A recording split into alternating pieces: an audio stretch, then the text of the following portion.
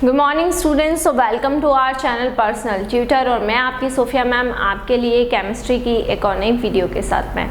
तो हम यहाँ पर बच्चों पढ़ रहे हैं इंडक्टिव इफेक्ट के बारे में और इंडक्टिव इफेक्ट के कई टॉपिक्स हम ऑलरेडी कवर अप कर चुके हैं। अब मैं यहाँ पर आपको इंडक्टिव इफेक्ट के और कुछ टॉपिक्स यहाँ पर करवा रही हूँ। सो अब हम इंडक्टिव इफेक्ट में जो नेक्स्ट टॉपिक पढ़ रहे हैं वो है कैरेक्टरिस्टिक्स ऑफ इंडक्टिव इफेक्ट, जो कि हमारा अगला टॉपिक है। ठीक है, तो कैरेक्टरिस्टिक्स ऑफ इंडक्टिव इफेक्ट की हम यहाँ पर बात कर रहे हैं। लास्ट वाली वीडियो में मैंने आपको इंडक्टिव इफेक्ट और इंडक्टिव इफेक्ट के टाइप्स पढ़ा दिए हैं, तो अगर आपको वो पढ़ना है तो प्रीवियस वाली वीडियोस देखकर फिर मेरी ये वाली वीडियो देखें। चलिए, तो हम यहाँ पर देख लेते हैं characteristics of inductive effect.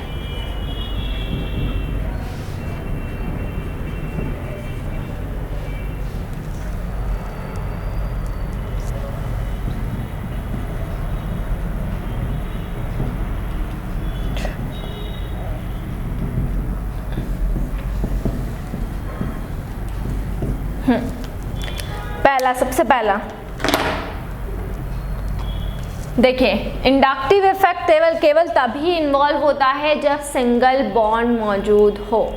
Covalent bond तीन टाइप के होते हैं, सिंगल बॉन्ड होता है, डबल बॉन्ड होता है और ट्रिपल बॉन्ड होता है। और इंडक्टिव इफेक्ट में हमने क्या पढ़ा था कि जब भी कोवेलेंट बॉन्ड बनता है तो इलेक्ट्रॉन्स जो होते हैं वो उस एलिमेंट की तरफ ज़्यादा अट्रैक्टेड होंगे, जिसकी इलेक्ट्रोनेगेटिव पावर क्या होती है, ज़्यादा होती है।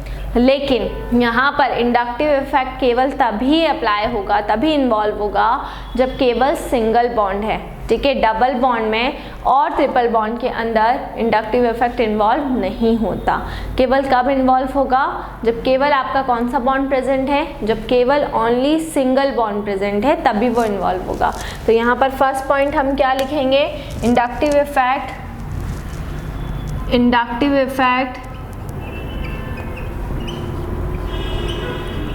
involves only a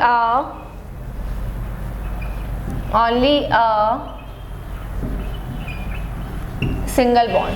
inductive effect केवल कब इन्वॉल्व होगा, सिंगल बॉन्ड में ही इन्वॉल्व होगा।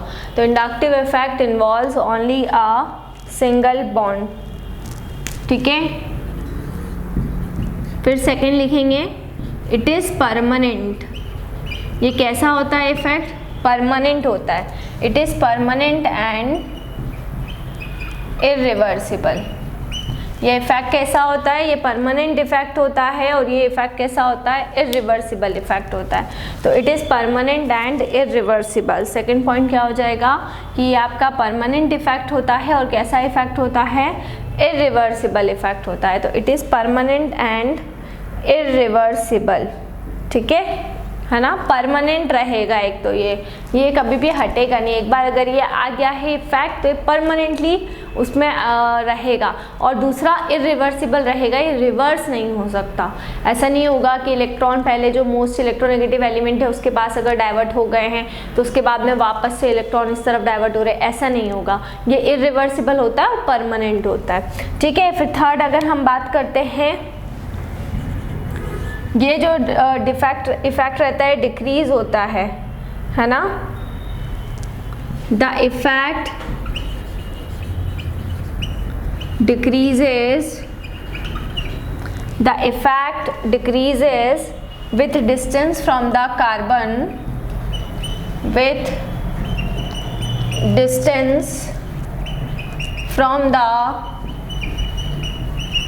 carbon,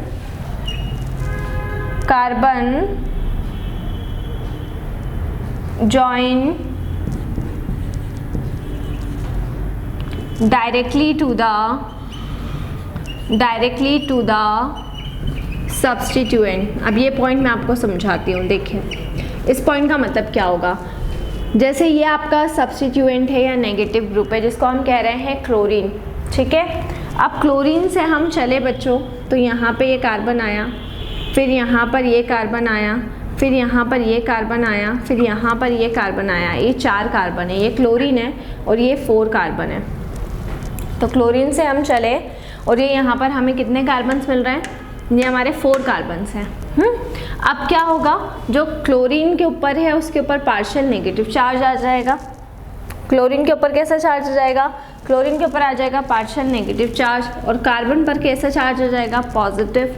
लेकिन जैसे जैसे इस सब्स्टिट्यूएंट से कार्बन की डिस्टेंस बढ़ती जाएगी, जैसे इस कार्बन पे ज़्यादा पॉजिटिव चार्ज रहेगा, जब हम इस पर आ जाएंगे तो पॉजिटिव चार्ज की वैल्यू क्या हो गई है, पॉजिटिव चार्ज की वैल्यू कम हो गई है। फिर यहाँ पर और पॉजिटिव चार्ज की वैल्यू कम हो गई, यहाँ पे और पॉजिटिव चार्ज कम हो गया है, तो बहुत कम होने लगता है। तो जो जैसे जैसे सब्स्टिट्यूएंट से कार्बन की जो डिस्टेंस होती है वो क्या होती जाती है, सब्स्टिट्यूएंट से कार्बन की जो डिस्टेंस है वो बढ़ती जाती है, वैसे वैसे इस इफेक्ट की जो पावर्स हैं वो भी क्या होती जाएगी, डिक्रीज होती जाएगी। ठीक है ना। जो भी डिस्प्लेस्ड इलेक्ट्रॉन्स रहेंगे, डिस्प्लेस समझ रहे हैं कि यहाँ से जो इलेक्ट्रॉन इधर शिफ्ट हुआ, इधर शिफ्ट हुआ, इधर शिफ्ट हुआ, ऐसे शिफ्टिंग होती है ना। तो the displaced electrons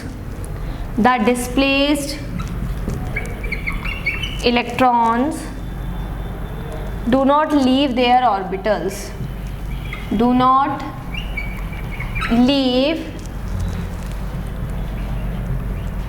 there orbitals. जो भी डिस्प्लेस्ड इलेक्ट्रॉन रहेंगे वो अपने ऑर्बिटल्स को लीव नहीं करेंगे। ऐसा नहीं होगा कि जैसे डिस्प्लेस्ड इलेक्ट्रॉन है, डिस्प्लेस हो रहे हैं, एक पोजीशन से दूसरी तरफ जा रहे हैं, तो ये अपने ऑर्बिटल्स को क्या कर देंगे, लीव कर देंगे। ऐसा नहीं होगा।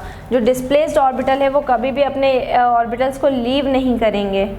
ठीक है, क्लियर। यहाँ पे स्लाइड डिफॉर्मेशन होगा, स्लाइड डिफॉर्मेशन क्या होगा, slight deformation of orbitals. Orbitals का क्या होगा, ऑर्बिटल्स का स्लाइट डिफॉर्मेशन होगा, और जिसकी वजह से क्या क्रिएट होगा, जिसकी वजह से पोलराइजेशन क्रिएट होगा। एंड इट कॉजेज पोलराइजेशन, जिसकी वजह से क्या क्रिएट होता है, जिसकी वजह से पोलराइजेशन क्रिएट होता है ना। तो जो भी डिस्प्लेस्ड इलेक्ट्रॉन्स होते हैं, है ना, वो ऑर्बिटल्स को क्या नहीं करते, ऑर्बिटल्स को लीव नहीं करते हैं, है ना।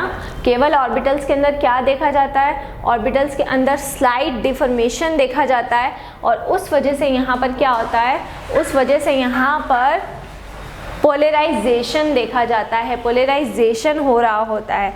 ठीक है। फिर नेक्स्ट पॉइंट हो जाएगा, इसके अंदर जो पोलैरिटी होती है, पोलराइजेशन समझते हैं। पोलराइजेशन के अंदर मतलब दो पोल्स बन गए ना, दो पोल्स।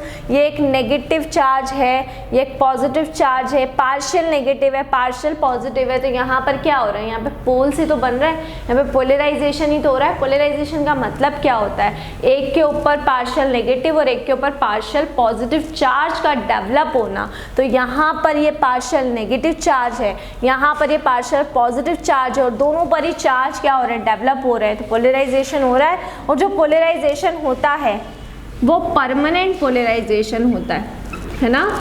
वो क्या होता है, परमानेंट पोलराइजेशन होता है। कार्बन एटम चेन के अंदर जो पोलराइजेशन होगा वो परमानेंट होगा। ऐसा नहीं होगा थोड़े टाइम के लिए पोलराइजेशन हो गया है, चार्ज आ गए हैं और फिर वो चार्ज चले गए। एक बार अगर वो पोलराइजेशन हुआ तो वो परमानेंटली रहेगा उस पूरी कार्बन चेन के अंदर। तो ये आपको याद रखना है। तो सबसे पहली चीज़ आप क्या याद रखेंगे कि इंडक्टिव इफेक्ट जो होता है वो केवल सिंगल बॉन्ड के अंदर देखा जाता है। ये एक परमानेंट इफेक्ट होता है और इरिवर्सिबल होता है। यह इफेक्ट डिक्रीज होता है जैसे जैसे जो भी डिस्टेंस रहती है ना कार्बन की, वो सब्स्टिट्यूएंट से क्या होती जाती है, सब्स्टिट्यूएंट से दूर होती जाती है, वैसे वैसे ये इफेक्ट क्या होता जाएगा, कम होता जाएगा। उसके बाद में अगला पॉइंट ये रहेगा कि जो भी डिस्प्लेस्ड इलेक्ट्रॉन रहते हैं वो उनके ऑर्बिटल्स को लीव नहीं करेंगे, है ना। केवल ऑर्बिटल्स के अंदर कुछ स्लाइट डिफॉर्मेशन होता है जिसकी वजह से क्या हो जाता है, पोलराइजेशन हो जाता है। इट कॉजेज, यहाँ पर आ जाएगा पोलराइजेशन। ठीक है। और अगला पॉइंट हो जाएगा फिफ्थ कि जो पोलराइजेशन होता है वो पोलराइजेशन कैसा होता है, वो पोलराइजेशन परमानेंट पोलराइजेशन होता है। तो ये यहाँ पर आपके जो कैरेक्टरिस्टिक्स थे इंडक्टिव इफेक्ट के वो यहाँ पर होते हैं कंप्लीट। नेक्स्ट वीडियो में मैं आपको और कुछ टॉपिक्स करवाऊंगी, तो इसी तरह से जुड़े रहिए हमारे साथ में। वीडियोस को लाइक करते रहिए, चैनल को सब्सक्राइब करना ना भूलें। कोई भी डाउट, कोई भी क्वेरी हो उसे आप कमेंट सेक्शन में डाल सकते हैं। और अगर आप हमसे ऑनलाइन होम क्लासेस पढ़ना चाहते हैं तो हम आपको वो फैसिलिटी भी प्रोवाइड कर रहे हैं। हमसे ऑनलाइन होम क्लासेस पढ़ने के लिए डिस्क्रिप्शन में जाकर सारी डिटेल्स ले लें और हमसे कांटेक्ट करें। बीएससी ऑर्गेनिक केमिस्ट्री की पूरी फर्स्ट यूनिट आपको प्लेलिस्ट में अवेलेबल है। आप प्लेलिस्ट ओपन करेंगे, BSc first year organic chemistry डालेंगे, वहाँ पर आपको पूरी प्लेलिस्ट मिल जाएगी।